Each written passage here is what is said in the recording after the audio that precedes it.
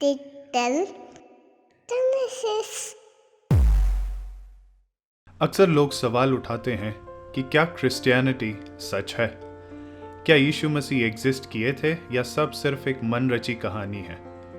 किसी भी केस को सुलझाने के लिए एविडेंस चाहिए होता है, और सिर्फ एविडेंस होना ही नहीं बल्कि रिलायबल या भरोसेमंद एविडेंस या सबूत होना अनिवार्य है। इस वीडियो के माध्यम से मैं ऐसे कुछ एविडेंस आपको बताना चाहता हूं जो क्रिश्चियनिटी के सच होने का सबूत है। पहला, डिड जीसस एग्जिस्ट? यीशु मसीह के एग्जिस्टेंस के अनेक एविडेंस हैं, चाहे वह आर्कियोलॉजिकल हो या लिखित सोर्सेस या हिस्टोरिकल रिकॉर्ड्स हो। हिस्टोरिकल रिकॉर्ड्स कौन से हैं? बाइबल में नए नियम के ग्रंथ या न्यू टेस्टमेंट बुक्स केवल ईसाइयों के लिए पवित्र ग्रंथ नहीं है, बल्कि वे वास्तविक ऐतिहासिक दस्तावेज या हिस्टोरिकल रिकॉर्ड्स हैं। पर उस पर चर्चा करने से पहले ये देख लेते हैं कि बाइबल के अलावा कोई हिस्टोरिकल रिकॉर्ड्स है कि नहीं। जोसेफस और टैसिटस, दो प्रमुख रोमन हिस्टोरियंस या इतिहासकारों से हम सीखते हैं कि यीशु को पोंतियस पिलातुस के अधिकार के तहत रोमन द्वारा सूली पर चढ़ाया गया था। जोसेफस ने अपने टेस्टिमोनियम फ्लाविनियम नाम के लेख में यीशु और ईसाई मार्ग का उल्लेख किया है। जोसेफस और मारबारा सरापियों, एक और हिस्टोरिकल रिकॉर्ड से हमें पता चलता है कि यहूदी नेताओं ने यीशु पर औपचारिक रूप से आरोप लगाया और रोमन सरकार से उन्होंने यीशु को सूली पर चढ़ाने का आग्रह किया। और बेबीलोन के तलमुद महासभा से हम सीखते हैं कि यहूदियों ने यीशु के खिलाफ विधर्म या हेरेसी का मामला दर्ज किया। इन नॉन बिब्लिकल सोर्सेस या बाइबल के बाहर के सोर्सेस से पता चलता है कि यीशु मसीह जैसा कोई था जो रोमन साम्राज्य के अधिकार में सूली पर मारा गया। आइए अब बाइबल के स्रोतों पर ध्यान देते हैं। नए नियम के ग्रंथ यीशु मसीह के जीवन, मृत्यु और पुनरुत्थान के बारे में विस्तार से बात करते हैं। वे एक कल्पना या कृतियां नहीं है, बल्कि वास्तविक ऐतिहासिक दस्तावेज हैं जो कुछ प्रमुख व्यक्तियों और घटनाओं का मेंशन करते हैं, जिन्हें विभिन्न अन्य ऐतिहासिक अभिलेखों से वैलिडेट या मान्य किया जा सकता है। परंतु प्रश्न अक्सर उठता है, क्या नए नियम की किताबें या न्यू टेस्टमेंट स्क्रिप्चर्स विश्वसनीय है? क्या ये मैनिपुलेट हुए हैं या क्या इसमें कही गई बातें मन रची कहानी है? मैं बहुत से कारणों में से कुछ कारण बताता हूँ कि ये विश्वसनीय क्यों है, और जब तक कि अन्यथा सिद्ध ना हो। पहला, न्यू टेस्टमेंट स्क्रिप्चर्स के ऐतिहासिक तथ्यों को मिटाने के लिए पौराणिक प्रभावों का अपर्याप्त समय। कोई आधुनिक विद्वान सुसमाचारों या बाइबल गॉस्पेल्स को झूठ या एक बड़े षड्यंत्र का परिणाम नहीं मानते हैं। जब आप नए नियम के पन्ने पढ़ते हैं तो इसमें कोई संदेह नहीं कि इन लोगों ने जो घोषणा की उसकी सच्चाई में ईमानदारी से विश्वास किया।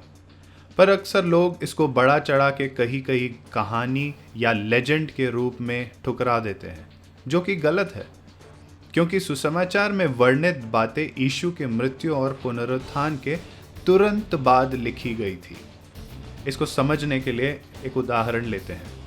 सिकंदर महान या अलेक्जेंडर द ग्रेट के बारे में हम सब ने सुना है, पर क्या आप जानते हैं कि अलेक्जेंडर द ग्रेट के बारे में लिखी गई दो शुरुआती आत्मकथाएं एरियन और प्लूटार्क द्वारा अलेक्जेंडर द ग्रेट के मृत्यु के 400 से अधिक साल बाद लिखी गई थी, और फिर भी शास्त्रीय इतिहासकार अभी भी उसे भरोसेमंद मानते हैं। शर्विन वाइट, एक प्रोफेशनल हिस्टोरियन या इतिहासकार के अनुसार, हेरोडोटस का लेख हमें दर निर्धारित करने में सक्षम बनाता है कि ऐतिहासिक तथ्यों को या फैक्ट्स को कठोर मूल रूप से मिटाने के लिए 2 पीढ़ियां भी बहुत कम समय होती है। अगर ऐसा है तो यीशु मसीह के बारे में उनके पुनरुत्थान के बाद के शुरुआती वर्षों में दर्ज कर दिया था। इनमें मिलावट करना असंभव था, क्योंकि जिन लोगों का जिक्र किया हुआ था वो लोग तब भी जिंदा थे जब ये लिखे गए थे। उनमें से कोई भी आगे बढ़कर इनकार कर सकता था कि ऐसा कुछ उन लोगों के अंडर नहीं हुआ। तो ये बात से हम समझ पाते हैं कि न्यू टेस्टमेंट स्क्रिप्चर्स भरोसेमंद है। एक और कारण, ये सुसमाचार के लेखकों के पास ऐतिहासिक रिलायबिलिटी का सिद्ध ट्रैक रिकॉर्ड है।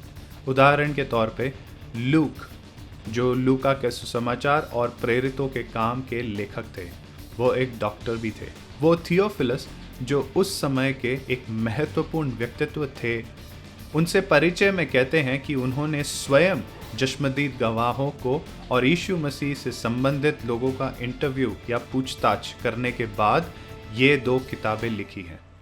उन्होंने जिस भाषा का प्रयोग किया वह एक कुशल इतिहासकार की थी। लूक के द्वारा लिखी गई प्रेरितों के काम की पुस्तक प्राचीन इतिहास के साथ महत्वपूर्ण रूप से ओवरलैप करती है और उसकी ऐतिहासिक सटीकता निर्विवाद है। तो बाइबल और गैर बाइबल स्रोतों से हम ये बता सकते हैं यीशु थे और पंतियुस पिलातुस के अधीन क्रूस पर चढ़ाया गया था। अब आते हैं सवाल पर, क्या यीशु मसीह जी उठे थे?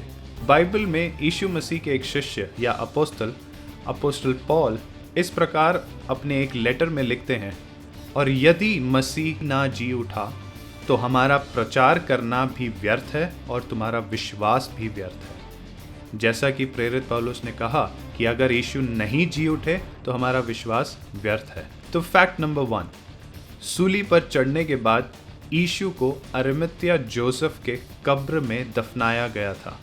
ये फैक्ट बहुत इंपॉर्टेंट है क्योंकि इसका मतलब है कि यीशु के मकबरे का स्थान यहूदी और ईसाइयों को समान रूप से पता था। फैक्ट नंबर 2, सूली पर चढ़ाए जाने के बाद रविवार की सुबह यीशु की कब्र को उनकी महिला अनुयायी या डिसाइपल्स के एक समूह ने खाली पाया। ये बात मसीह के पुनरुत्थान के कुछ ही वर्ष के भीतर स्वतंत्र सोर्सेस द्वारा भी प्रमाणित किया गया है। गौर फरमाने वाली बात यह है कि ये स्त्रियां थी जिन्होंने मसीह को जी उठा पाया। उस संस्कृति में महिलाओं को इररिलेवेंट या व्यर्थ माना जाता था।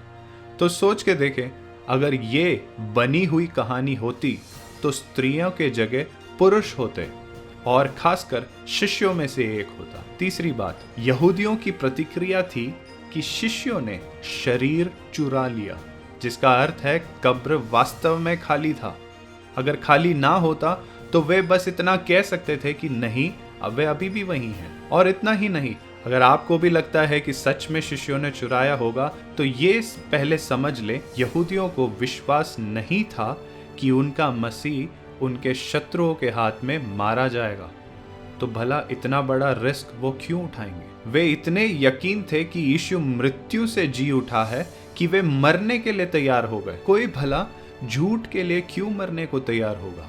वो लोग ही नहीं, पॉल जो मसीह के विरुद्ध में थे और जेम्स जो यीशु को मानते ही नहीं थे, वे तक यकीन थे कि यीशु मृत्यु से जी उठा कि वे भी मरने के लिए तैयार हो गए। फैक्ट नंबर 3, कई मौकों पर और विभिन्न परिस्थितियों में अलग अलग व्यक्तियों ने और लोगों के समूहों ने मृतकों में से जीवित यीशु को प्रकट होने का अनुभव किया। ये एक ऐसा फैक्ट है जिसे आज नए नियम के विद्वानों के बीच में लगभग यूनिवर्सली स्वीकार किया जाता है। यहाँ तक कि गर्ट लुडमैन, शायद पुनरुत्थान के सबसे प्रमुख वर्तमान आलोचक या क्रिटिक, स्वीकार करते हैं कि पीटर और शिष्यों को यीशु मृत्यु के बाद जी उठे मसीह के रूप में प्रकट हुए। कुछ लोग कहते हैं कि शायद वे सब हैलुसिनेट या सपना देख रहे थे, जो कि गलत है, क्योंकि यीशु केवल एक बार प्रकट नहीं हुए, वे कई बार प्रकट हुए। सिर्फ एक जगह नहीं बल्कि अलग अलग जगहों पर, सिर्फ व्यक्ति के लिए नहीं बल्कि पूरे समूह के लिए, न केवल विश्वासियों के लिए बल्कि पौलुस और याकूब जैसे अविश्वासियों को भी। इतना ही नहीं, सभी मानते हैं कि दर्शन या सपना ये नहीं है कि व्यक्ति जीवित है, बल्कि वह स्वर्ग में या जीवन के बाद स्थानांतरित हो गया। तो चेलों ने भी बस यही विश्वास कर लिया होता कि यीशु स्वर्ग चले गए। वह ये दावा कभी नहीं करते कि वह फिर से जीवित हो गया। फैक्ट नंबर 4, चेलों का मानना था कि यीशु मरे हुओं में से जी उठा था। उनके पास ये विश्वास ना करने का हर कारण होने के बावजूद। ये इतिहास का एक निर्विवाद फैक्ट है कि चेलों ने यीशु के पुनरुत्थान के तथ्य पर इतना विश्वास किया, घोषणा की और अपनी मृत्यु के लिए जाने को तैयार थे। इन कुछ कारणों से साबित कर सकते हैं कि यीशु मसीह जैसा व्यक्ति था जो क्रूस पर मारा गया और तीसरे दिन जी उठा। परमेश्वर आप सबको आशीष दे।